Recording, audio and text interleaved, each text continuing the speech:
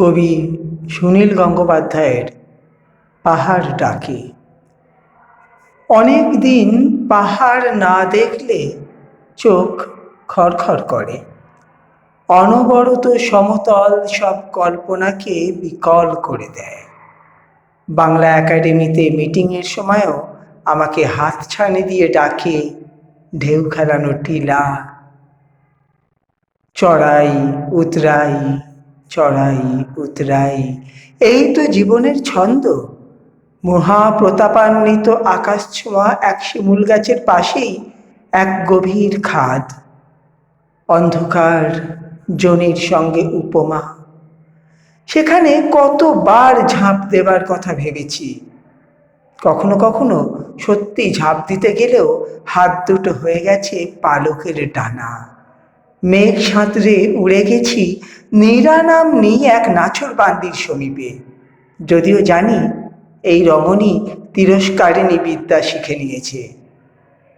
অনেকদিন সমুদ্র না দেখলে শরীরের রক্তস্রোত ঢিমে লয়ে হয়ে আসে।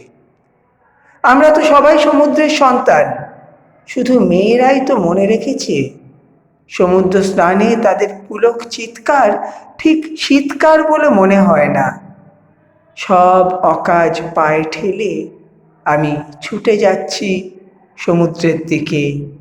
লেট ট্রেন, বালিয়াড়িতে ঝড়, ঝাউবনে কার টাটকা লাশ।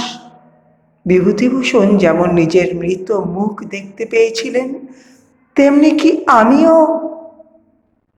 না, নীলিমা ও দিগন্ত কি স্নিগ্ধভাবে হাসি উপহার দিল। সূর্যাস্তের রং গায়ে মেখে আমি দাঁড়িয়ে থাকি কিছুক্ষণ সিলুয়েট হয়ে। হাঁটুতে থুতনি, বাঁ পায়ের পাতা জলে ডুবিয়ে বসে আছে নীরা। আলো অদৃশ্য হলে আমি তার পাশে গিয়ে বসি। কি সুন্দর ফসফরাসের মালা গলায় পড়েছে প্রচিত। এখন কথা বলার কোনো দরকার নেই। ধন্যবাদ।